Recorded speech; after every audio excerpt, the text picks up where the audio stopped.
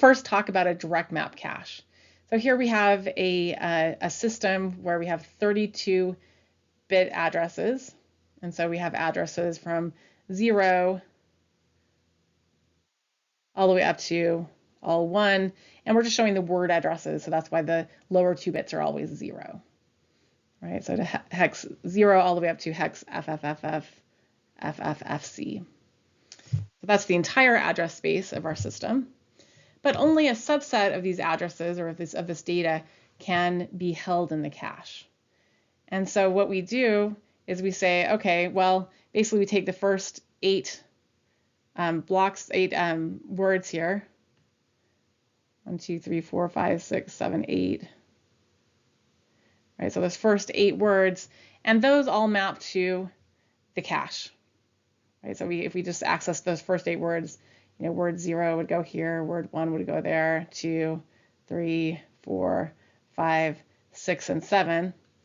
All of those words would go there. And then, then we filled up our cache. And so what happens is the next group of 8, they also map to those same sets. The next one, word 8, would restart at the bottom and map to the bottom word in the cache, the bottom set 0, and 9 would be in the next set, 10 would be here, 11, and so forth. And so multiple words in main memory can map to the cache. And so if I accessed word 0, I'd pull it in, but then if I accessed word 8 after that, it would knock out word 0 and replace it with the data at address 8. And so this is called a direct map cache. These go directly to, given set, word 0 goes here, word 8 also goes here, and so forth.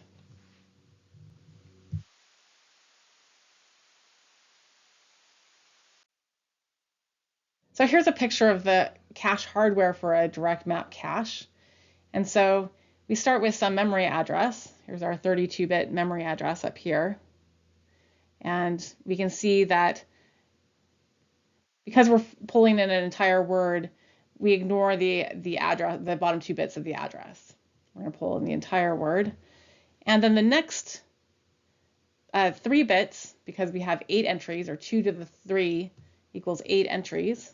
Right, 2 to the 3 equals 8 entries. That's why we have 3 bits here. 2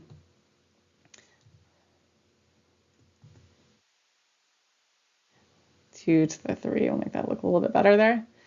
That's why we have 3 bits here. That tells us what set it's going to be in. So for example, address 0, I won't put all the address bits, but address 0 is that address. And then if we were to access the value at word 8, or in other words, 8 times 4, 32, address 32, loading the address 32 load word of 32, like we said, that also maps to the same set. Look at those next 3 bits, and they would map to that same set. And then the remaining bits are what we call the tag. And the tag identifies which address it actually is, right? So it's a tag for this address, address 32. The tag is 1. Here we can see the tag here is 1, whereas the tag for address 0 is 0. And so that tag, we have to store it with the data, because how do we know if in set 0, if we have, right, both address 0 and address 32 map to that same set? And so the way we can differentiate or say, hey, what actual data is here? Is it from word 0, word 32, the word at address 32, etc., right? The way that we can tell is by the tag. We store both the data that's at that memory address, but we also store the tag. And the last thing that's in there is what we call a valid bit. And so when a cache is cold or we haven't pulled any data into that cache yet, the valid bits are all 0. And we only set the valid bit once we pull in some data into that cache. So the size of this is actually, what we use here is a small memory. And for caches, we use a small SRAM or static RAM. And each entry is 32 plus 27 plus 1 bit wide. And so this is an 8 by 1 plus 27 plus 32 bit SRAM. And so let's suppose we had pulled in, we had accessed address 0, we did a load word, T2, $0, oops, not $0, let's do X0. So load word T2, 0, X0. Then we would be accessing address 0. Maybe that was the first time and there's some data. I'll just make up the data, 0, 1, 2, 3, 4, 5, 6, A. There's some data that we pull in that was at that memory address. And we store the tag as well. So in this case, like we saw before, the tag for that address would be 0 and would set the valid bit. So now let's suppose after that we have another load word.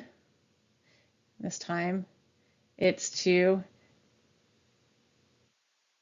word address 32. Okay, and so remember, word address 32 looks like this, ... Ignore these two bottom bits. The byte offset tell us which byte if we were doing a load byte, right? For load word, we know those are always 0. And so what we do now is we look at this and we say, oh, yeah, that still goes to set, right? This is set 0 here. This maps to set 0. And so now we have to knock out what was here in our cache, the data at memory address 0. We have to knock that out. And we're going to rewrite the tag too. The valid bit's already 1, so we could leave it that way. And so the tag now is going to be 0, 0, blah, blah, blah, 0, 0, 0, 1, all zeros and a 1. And data is whatever was at that address, A, B, C, D, 1, 2, 3, 4, making up some data. Okay. And we could go, we could access other sets as well, right? If we were, or we could load data into other sets as well. And so if we did another load word, let's suppose we had another load word after this load word right here. Suppose we had a third load word, and it was also to address 32. The memory address is sent by the processor, and so the tag would be all zeros, ... and a 1. Set would be all zeros, and it would come and say, okay, where am I going to read it from? Oh, I want to read it from set 0. So it would go over here, read from set 0, and it would check and say, hey, does the tag match the tag I'm requesting? We use an equality comparator. It says, yep, 1. Is that valid? Yes, it is. Great. Then we have a hit, and the data, the read data in this case, can be sent to the processor. But if, on the other hand, instead of that next access being a load word to that same address, let's suppose it had been a load word to address 0 or some other address, let's just say it was address 0, then the tag would have been all zeros, right? Address 0 has zeros in the tag. It would come in and read what's in the cache. It doesn't match anymore. We'd get a 0 on that, out of that equality comparator, say, no, not equal. It is valid, right? This would still be a 1, but it would say, no, no dice. That was not a hit, and so cannot use the data that we read from the cache. Instead, we'll have to go to the next level in the hierarchy to get the data, and would pull that data then into the cache.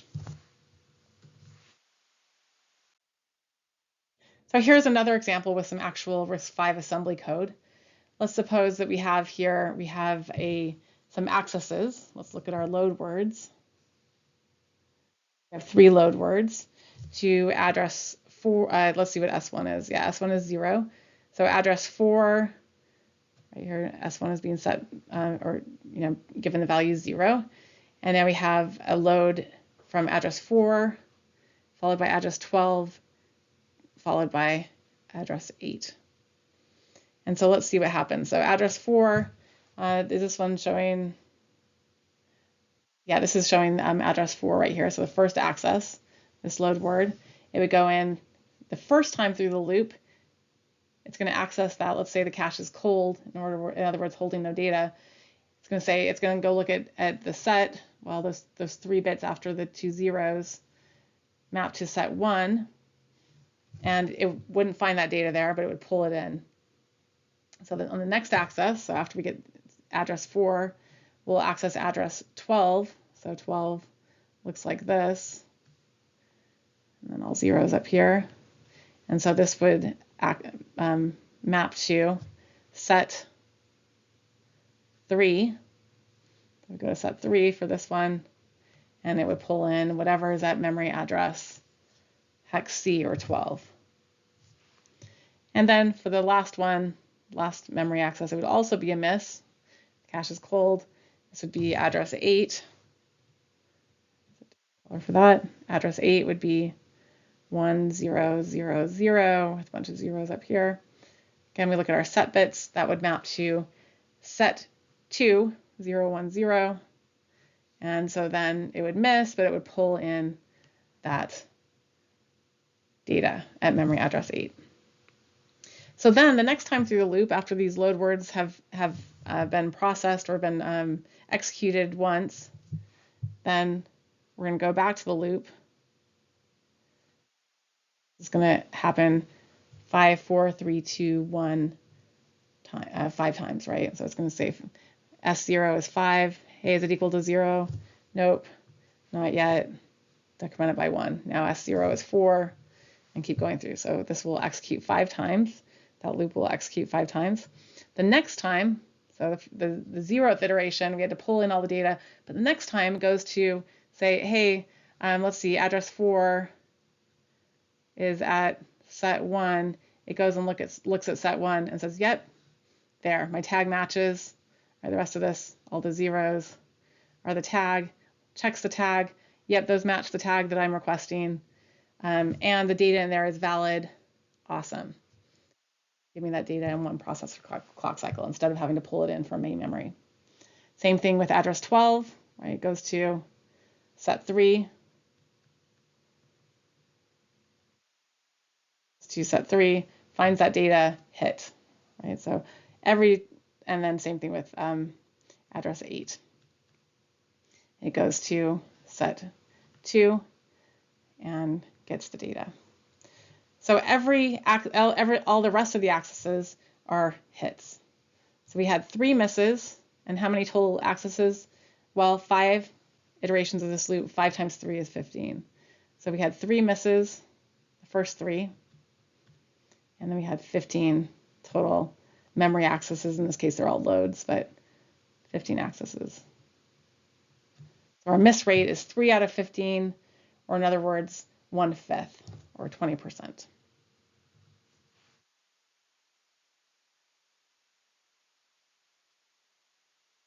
So this is a case of temporal locality because we access these memory addresses recently, we're likely to access them again. And in fact, in this loop, we did access them again, repeatedly for an additional, 4 times that loop, 4 times through the loop. And these are an example of compulsory misses because the cache was cold. So the first time we access any data, we're going to get a compulsory miss. In other words, we are compelled to, or we have to miss in the cache the first 3 times. So here's an example code for conflict miss. So conflict miss is where we're accessing data that maps to the same set, and so it kicks each other, kicks the data out of the cache. So again, we're going to execute this loop 5 times. And so the first time we access, address 4 again.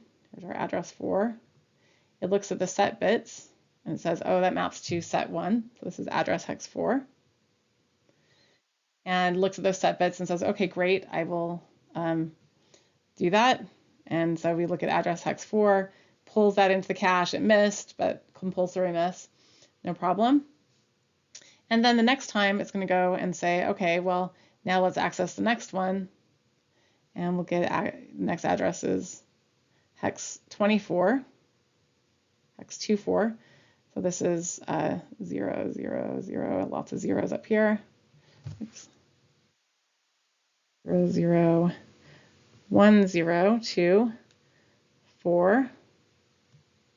And we look at those set bits. The bottom 2, next 3 are the set bits, and those are mapped to set 1 as well, unfortunately. And so now we kick out this memory, or this data from that memory address, address 4, and we make the tag equal to 0, 0, blah, blah, blah, 1, and we pull in whatever data is at memory address hex 24. That's fine, right? That was a conflict. Well, actually, that would have been compulsory, but the next ones, now we go back through the loop, goes to restart this loop, jump loop, goes back here, tries to access address 4 again, looks, checks the tag, is that the same as my tag up here? Right, all zeros, 0, 0, all zeros. Is that the same? Nope, wrong data is in there. In fact, hex 24 is in there. So it's going to kick that data out, hex 24, and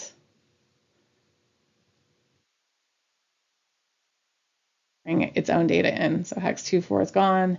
We pull back in hex 4. But then hex 24 says, hey, I actually, right, this next load word says I want memory at address hex 24. It goes and checks its tag. Those are the tag bits. Looks and compares and says, hey, are those equal? Goes to that equality comparator. Are those equal? Nope, not again. And so then it is going to kick out hex 4's data and so forth. So this is called a conflict miss because they mapped the same set. And so we're going to get, in this case, we have 2 memory accesses each iteration through the loop. And we have 5 iterations of the loop. And so we have the number of accesses, the total memory accesses is 2 times 5, 10, and the number of misses we have is 10. Every single one of those memory accesses miss in the cache because of the conflict, because they map to the same set. And so the miss rate is 10 out of 10 or 100%. And again, these are because this type of miss in the cache is called a conflict miss.